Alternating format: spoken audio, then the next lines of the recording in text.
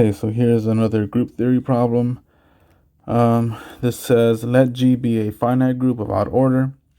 Show that every element of G has a unique square root. That is, for every element G and G, there exists a unique A in G such that A squared is equal to G. Now we call this the square root because you can imagine if we take the square root of both sides, right, this would tell us that A is equal to the square root of G.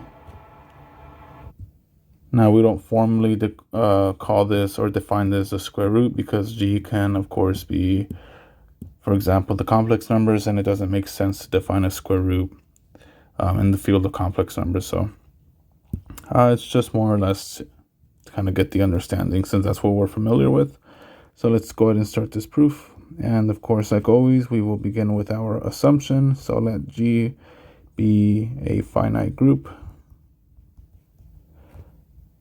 of odd order. Okay, if it's of odd order, then the order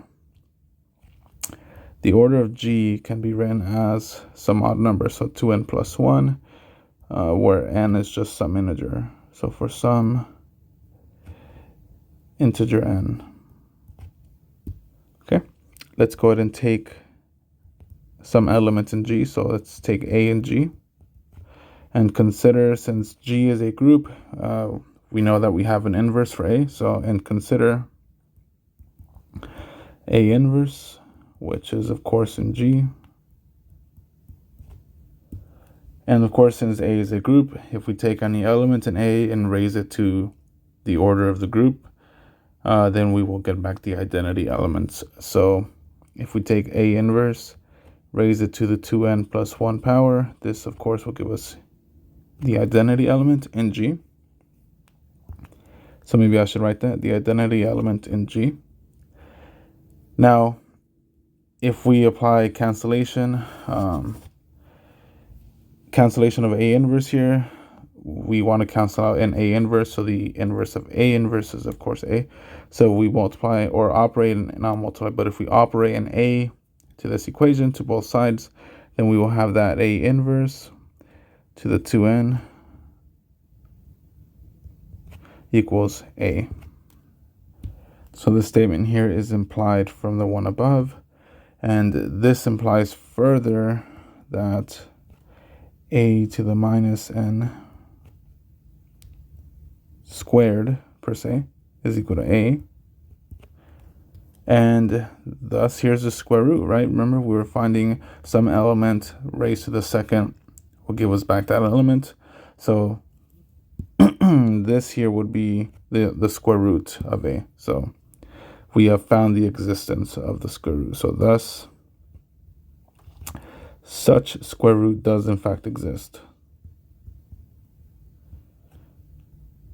Such square root exists. Now, we want to show that it's unique. So how do you show something is unique?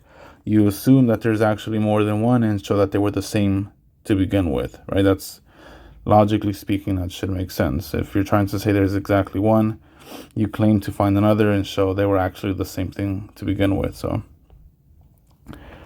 to show the uniqueness, suppose that there exists, let's say, two elements in G. So let me see. How do we define this here? A and G. So let's say two elements, A and B, in G, such that they're both square roots of G. So A squared equals G, and B squared also equals G. So to show that this square root is actually unique, we want to show that A is equal to B. This would show that no matter what other square root G might have, it's actually the same every single time. So if A squared equals G and B squared equals G, by transitivity, then A squared is equal to B squared. Further, If we take a to the 2n plus 1 power, again, 2n plus 1 is the order of g, so this would give us the identity element. And if we operate a on both sides of the equation, this implies that a to the 2n plus 2 equals a. Similarly, we can say the same thing about b. b to the 2n plus 1, this is equal to the identity element, and this implies that b to the 2n plus 2 is also equal to b. Again, we want to show a is equal to b. So let's start with a. We'll get a long string of equations here, and we'll somehow get to b here. So a is equal to 2 to the n plus 2. Oh, sorry, what am I saying? A to the 2n plus 2. Properties of exponents tells us that this is a squared to the n plus 1. But a squared is just g. So this is g to the n plus 1.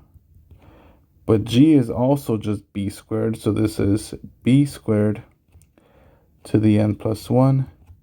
Properties of exponents tells us that this is b to the 2n plus 2. But that, of course, is just b. So what have we shown? We showed that a is equal to b. Thus, the square root is unique. So thus, the square root is unique.